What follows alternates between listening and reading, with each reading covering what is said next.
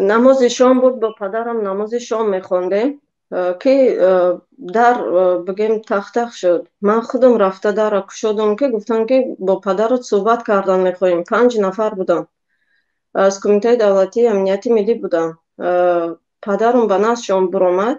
Ман гуфтам ба куҷо мебарем ки гуфтан инҷо намебарем, ҳаминҷа як-ду савол дорем, ҷавоб диҳа, ҷавобаш метем. Ба мошин шинондан, гуфтан мошин дасавол мекунем. Ҳамин хел бигем ки ба суръати сахт бигем ки мошина рондан рафтам. Ҳамин хел як ҳафта мо падарма наёфтем. Аз Кофтукова наёфтем. Баъди як ҳафта занг задан ки дар СИЗО аст гуфта. بعد از آن چه شد چیمان که در همین مابین کمی نگذشته دانشجویان آمدن خانه شما را سنگشپ و تخمشپ کردن؟ چرا این شد؟ 27 سپتامبر 2016 سال بود. وقتی که با شیار آمدن با اتوبوس تقریبا 60 نفر بودن. شیارها کردن تخم شپک و سیب و چیزی که یافتن خلاصه زدن. وقتی من نمیدونم وقتی که من با اونا سوال کردم چرا مثال جا خانه کبیری نیست که شما با شیار آمدین که نیست بود کبیری مثال برای چی با خانه خودش نمیرین؟ گفتم که با ما هم خیلی گفتن ما هم خیلی با شما فرقیت نداره. با ما هم خیلی گفتن بگن که از بالا هم خیلی فرمان شد که با خانه شما رفتم خیلی شیار کنیم. وقتی من برآمده اونا را عکس گرفتم نوار گیری کردم چون که بگم که من از روی قانون این حق حقوق شهروندی ما بود که با خانه ما حمله کردن. من برآمده اونا را نوار گیری کردم. اونا را هم از طرف خودشون مرا نوار گیری داشتن. بعدم بگم که وقتی که رفتم از بعدی همین چی حالتی که بالای سر ما رخ داد بعدی روز شد. از همون وقت ضد شما بسیار اقدام های از طرف جانب مقامات امنیتی و انتظامی گرفته شد. بله؟ بله. بیایید همین سنگشپ و تخمشپ دانشجویان به خانه استاد رحمت الله رجب رو ببینید. چیزی سیپ اونم چیزی جوار هست همه را منو کردم زدم. بعد این نویرم توالت رفتنی بود. بای گفت بیبی جان آمدن گفت داوید رفت ترس بودک دیگه نه ای خیل کرده تو نیست نه او خیل. داوید اومد کمش قپیداد بینم که دیگه آوازشون برآمد بزنین میگه بزنین. چی تخمی بود نمیدونم زدم. ما گفتم آیویدا که تخم زدی اون استودنتای گشنه دا بیرون نکردی که بخرن. شیور داشتن نیست بودو کبیری نیست بودو خوی نو نیست بودو تروریسم. ما چی ترور کردیم؟ شوی ما دمی 59 یک سال کم 60 ساله او کجا یا رقا برداشتن نمیتونه. چه خیلی ای در کجا آمدگی ای خیلی در کجا آمدگی ای همسایه بیچاره ما کارشو ندارم. همسایه ما بهترین انسانن. با بیچاره برآمدن اینا شرم کردن میگن که در محکم کنین همه را که هیچ کنه بینه اینا ندنمی ازدواج سم کنن کشنم هیچ کنه برای باید این خیلی بی‌عدالتیه. وقتی که برآمد دخترم سیومکا کردن گرفتن رفتم автобуси номери 1 ина ҳамиҷа ист байнда калоношон аюҷа сиёмка кардан ино худшон полни ин ҳамиҷа пул буд ҳамиҷа ҳамашон истодагӣ буданд. خیلی باید تا کدام درجه را خیلی میشود با ترس خو میرم با ترس میخیزم دچکم من نمیدونم چه خیل کنم ایتانا میزنم اشکم میگودکو میبرم چی بگم نمیدونم. چی خیلی که دیدین در اونجا پلاکت ها بودن. پلاکت ها رو در گیراندن گفتن که دروازه شون سوزونه. به همین خاطر من مجبور شدم برآمدم و نوارگیری و عکس گیری. یا کودکان خردسال نبودند وقتی که اومدن تخمزنی سیبزنی سنگزنی شد وجود شما را هراس فرا نگرفت؟ دخترچه من 1.5 ساله بود. وقتی که هم خیلی با شیار میویان میگه دخترچم به تنه دیوار راه گشته ایستاده بود. وقتی که هم شیار میشه و سنگ شپ و تخشپ میکنن کودک از ترش میغلطه دستش از 3 جا میشکنند. همه باقی کودکایی که در درون خانه بودن از تلفکف شدن به نوبت همشون زرپروین کسل شدن. حالا شما گفتید که بعد از همین حالت که شما برآمدید آنها را ثبت کردید مناسبت مقامات انتظامی و امنیتی کشور نسبت شما دغل شد یا اینکه به طور خوب نبود. شما میگفتید که بعد همین رو میگفتید که بعد حبس پدرتان و این گونه برخورد دانشجویان که بجای رفته درس خودشان رو خواندن، بجای آن که اون تخم‌هایی که به در شما شب میدند و به خانه شما شب میدند شکم گرسنه خودشان را بجای سیر کردن آمدن اون تخم‌ها را به خانه شما حواله کردن. حالا که میشد که اگر اون تخم‌های خودشان میبود حتما آنها خودشان میخوردن. اون تخم‌های فرمایشی بود که مخصوص به در شما زده شوند. من به این باور دارم. اما گفتید که مناسبت دیگر شد. این مناسبت چگونه مناسبت ها بود؟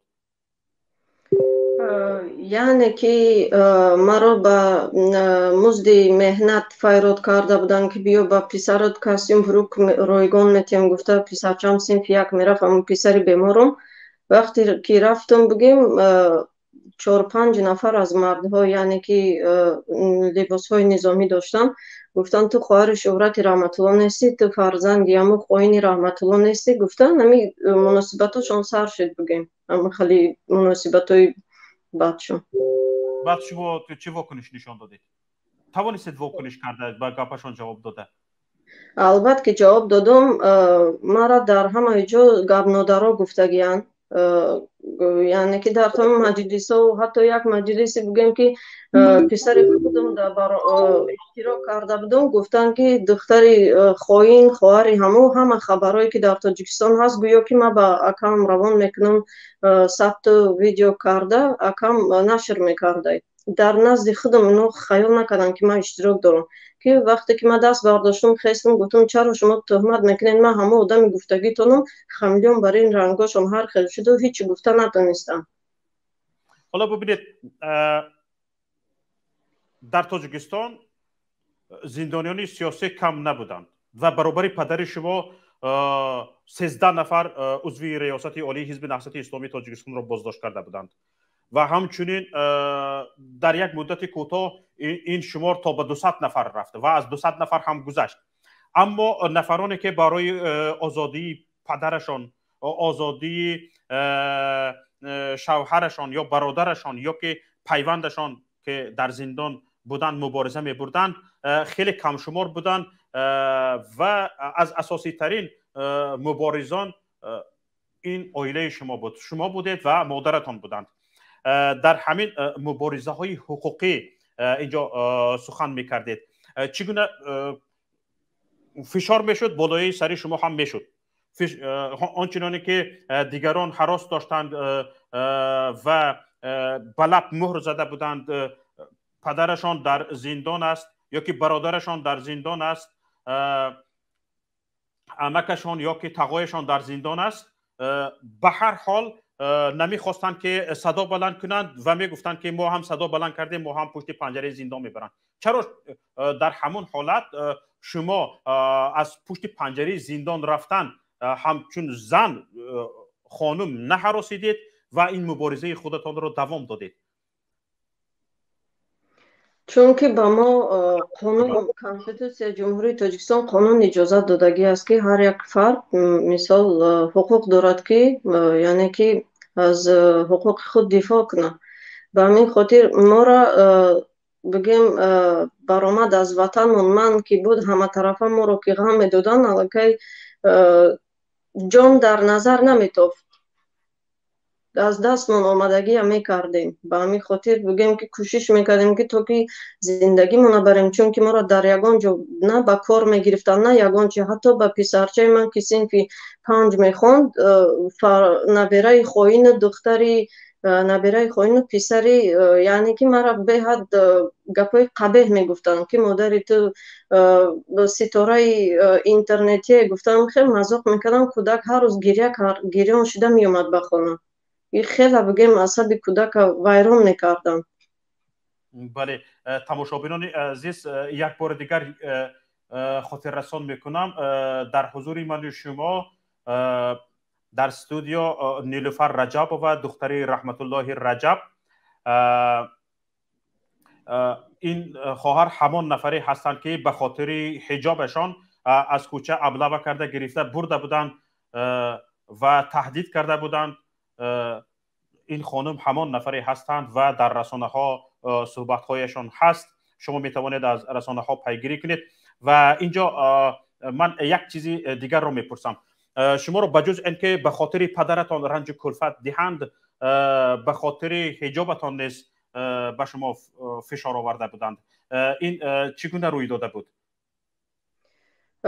من وقتی که به بیمارخانه رفتم، از بیمارخانه بگیم که توموگرافی کامپیوتری کرده بودم، بر اومدم که در ناحیه سینا امو رانا عبداللهیوا با امو دو نظامی لباس های نظامی داشتن، اونا بگیم بازداشت کردن، گفتن که رفتیم فرماندهی میکنیم. گفته گرچند که من مثال دیکتافون گیریون کرده بودم، چون که یکم بار نیست که مثال مرا میقپن و بازداشت میکنن و بگیم سخنای قبیح میگن و گناه سری من بار میکنن همه وقت، چون که یگان سود یگان پروکورور پشتی من نیست، به خاطر که پدرت خائن است، برادرت خائن است گفته، به همین خاطر من بگم که دیکتافونم گیریان بود. وقتی که با اونا چخیل مراسا کردم، چخیل صحبت کردم، مرا بازداشت کرده بردن، همش در رسانه ها هست، نمیخوام باز تکرار شود.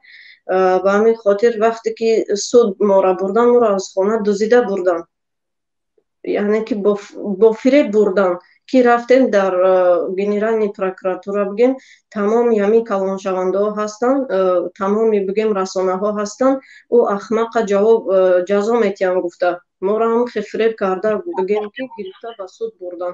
وقتی که من به سود داخل شدم، مرا گفتن که جبردیده به اینجا امضا من گفته، یعنی که وقتی که من خونده امضا ماندم و از تگ او بگیم کپیرافکن هم داردم و کاغذ خطا نکنم، در تای همون بگیم امضای ما که وقتی آمد، بعد بگیم رانا عبداللهیوا گفت که جبردیده بیاین، الکی همش تیار بود. سود 5 دقیقه هم دوام نکرد، خیزید از جا گفت سود رفته ایستاده. ما را بگیم که چی کردن، جریمه بستم، تو گفتن را فورا جریمه را سپور و بیار با کاغذی سودی را به تو میتیم. یعنی جبردیده باید جریمه سپورد؟ بله بله. اینجا تاجیکستان است. 4 تا بخشش گفتم میبرم، همونجا 4 تا بگیم که شاهد در آوردن، شاهداشون 2 نفرش حتی بگیم که 18 ساله نبودن، 2 کودک آوردن و یک زنی آوردن به نام فیروزه، او تماما بگیم در او قضیه اشتراک نداشت. میگد که تو مرا مثلا نورا تو دشنام داد، میگم چی دشنام، ای خالی کیف برداشته ایستاده است، یعنی که نمیدونم، معلوم است که یعنی که همشون بافتن ساخته بودن. اون سردار پلیسی که شما را تحقیر و تهدید کرده بود نامش چی بود؟ استمزاده مشرف استمی.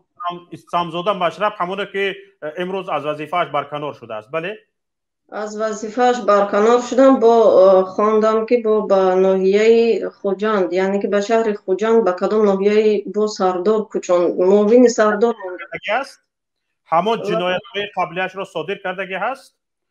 با جنایت از وظیفه‌اش با طلب شهرداری شهر دوشنبه، شهرداری پایتخت رستمی امامعلی از وظیفه‌اش برکنار شد. حالا مافی خودشون است، آوردن در خوجند به کار موندن. همین خیلی است اینها. همون مشرف استمزاده که این خواهر را تهدید و تحقیر کرده بود. حالا درباره تهدید و تحقیر سخن نمی‌کنیم، اگر لازم باشد از رسانه‌ها پیگیری کنید. با موضوع برمیگردیم. خواهر عزیز، حالا ما شنیدگی هستیم که پدر شما استاد رحمت الله رجب را و استاد زبیدالله رازق را به شیزا گذراندگی هستند، یعنی به اتاق جریمه وی. چرا چنین شده؟ میگویند که از روی عریضه ها، یکم باری وقتی که عریضه نویسته بودن به تمام یمی بگم که کمیته ها، یعنی که گنرال پروکراتورا به امبودسمن با 2 مقامات دیگه با سیفالله زاده حمله شد، یاد دارین. بعدا خبر شد که به پدر ما حمله شد، نمیدونم ساخته است هیچی گفته نمیتونم چون که دویم بار وقتی که جوابش وقتی که آمد از گنرال پروکراتورا به نزد پدرم با اونا کپیه کرده ندادن حجتورا تا که مثال در دست اینا باشد تا که خبردار باشیم که چی گفتن در جواب. بعدم دویم باره یکم تاریخ بود که عریضه اینا به رئیس جمهور نوشتن، پنجم رسانه‌ای شد، یعنی که ببینین که از بین 5 روز گذشت. بعدا وقتی که رسانه‌ای شد در رسانه ها پنجم تاریخ بود، هشتم تاریخ اونا را بردن به کارتر. یعنی همگی در بین 3 روز گذشت. بله بله از این خیلی سپردن اگر از اولی سپردن حساب کنین یکم تاریخ به همون زندانبان هایی که مثال عریضه را قبول میکنن به اونا برده سپرده شد. یکم تاریخ بود، یکم نوامبر بود، یعنی پنجم رسانه‌ای شد و هشتم اونا را برده کارتر کردن. اما پیش از این واقعا با همی یکم عریضه شون علاقه با پدرم دلای جنایی کشیدن در درون که شما کی هستین که مثال عریضه می نویسین. به همین خاطر علاقه همون وقت شکایت برای رئیس جمهور. بله بله بگم که علاقه همون وقت حکم پدر ما برآوردن چون که 2019 هم سالم یادتان باشد به یگان گناه وقتی که واقعی که در وحدت شده بود با همو حزبیا 2 نفر کشته شده بودن، پدر ما را بگیم پکته کرده بودن، یعنی که وقتی یکم بار گناه میکنی باید چیزا کنن نه پکته. پدر ما را علاقه پکته کردن. وقتی که رفتم که دعوا کردم برای چی رامو کلان زندان گفت که به خاطر که قایچی یعنی که ناخونگیرک با اصل نگاه داشته این غیر قانونی گفته همین را بهانه کرده پکته کرده بودن و شکنجه هم شده بود پدرم. یعنی چند بار رسانه‌ای هم شد که وضع سلامتی پدرتان خوب نیست و به نزدیک رسانه‌ای هم شد که شرایط زندان خوب نیست. در این باره چه گفتنی هستید؟ البته من درباره سلامتی پدرم گفته میتونم چون که در حقیقت سلامتیشان خوب نبود. بعد کووید شدن یک بار سلامتیشان بد شد. 2 مرتبه با سرایوسط بگیم 2 مرتبه عریضه کرده بودیم با مادرم بردیم. 2 مرتبه جواب رد آمد که اینا چه خیلی فهمونم اینا سزاواری همه خیلی اینا گناهگاران سزاواری همه خیلی بگیم که جزا هستند. بله بله سزاواری همه خیلی جزا هستند. همه خیلی 2 مرتبه رسانه‌ای شد که مادرتان از حکومت جمهوری تاجیکستان پرسیدند که باید جواب دهد که چرا آنها را به اتاق جریمه‌ای گذارانیدند و یک مراجعه مادرتان با زبان روسی هم اینجا رسانه‌ای شد. در این باره چی میگوید؟ حکومت جمهوری تاجیکستان به این مراجعه مادرتان یگان جواب داده است تا این وقت یکان واکنش بود یا نه؟ نه تماما یگان جواب داده نشده است تماما. چون که پدرم با همراه یکای زبیدالله وقتی که عریضه یکم هم نویسته بودن چند مرتبه امبودسمن خطا نکنم با بازاده امید چند مرتبه به نزدشان وقتی که رفتن واکنش داشتن گفتن که شما را قانون اجازه دادگی است که حتی با سرور دولت رئیس جمهور یعنی نویسین. به همین خاطر بگیم همون اینا را به همین وعده بگیم که چه خیلی فهمونم با امید کرد. به همین خاطر اونا کجایی که مثال در کار بود مراجعت کردن اما به نتیجه. بله یک سوال آخران. حالا ببینید به نظر میرسد اینجا از عریضه‌ای که برای رئیس جمهور نوشته شده است سر ریاست جزای جنایی وزارت عدلیه جمهوری تاجیکستان بیخبر مانده است و خفگی رنجش سرریاست اجرای جزای جنایی وزارت عدلیه جمهوری تاجیکستان هم این بوده است که چرا آنها بیخبر ماندند که رحمت الله رجب و زبیدالله رازق به رئیس جمهوری تاجیکستان عریضه نوشتند، شکایت کردند. این عریضه آنها چگونه بیرون برآمد؟ توسط کی؟ گفتم میتوانید. البته همه وقت چی خبری که رسانه‌های مخالفین نشر میکنن این باری من میکنن، چون که همین هم باری من کردم که دخترش هم عریضه‌های چیزی که بود مثل حجتا برابر یک تا چاپ کرده ایستاده، اما این طور نیست. وقتی که مادرم رفتن و قبولی امو ترسونزاده بختیار رئیسی امو زندان یک است، یعنی که شهر وحدت، خودشان نبرامدن، گرچند که همونجا حضور داشتن نبرامدن، معاون شروان کردن. مادرم گفت که شما گناهگارین که مثال عریضه چی خیلی شده برآمد، گفت که بله ما گناه خودمون قبول میکنیم، اما اینا نظامی زندان بیرون کردن. یعنی که مادرم گفت که شما را نیز گناهگارین که عریضه چی خیلی مثال برآمد، شما خوش رو میکوبین، همه را از سر تا پا میکوبین، چی خیلی عریضه بیرون برآمده مثال. که گفتم بله ما گناه خودمون قبول داریم، اما اینا نظامی زندان ویران کردن، باید که شینان دوام 2 ماه. یعنی آنها پنهانی توسط کسی، توسط همین خود زندانبان ها عریضه را بیرون کردگی هستند و باز همون زندانبان ها آنها را قانون زندان را ویران کرده گفته به اتاق جریمه بردند. بله همین طور شده است. شاید همین طور، چون که من در وطن نیستم که مثال گویم، به همین خاطر شاید همین طور شده است.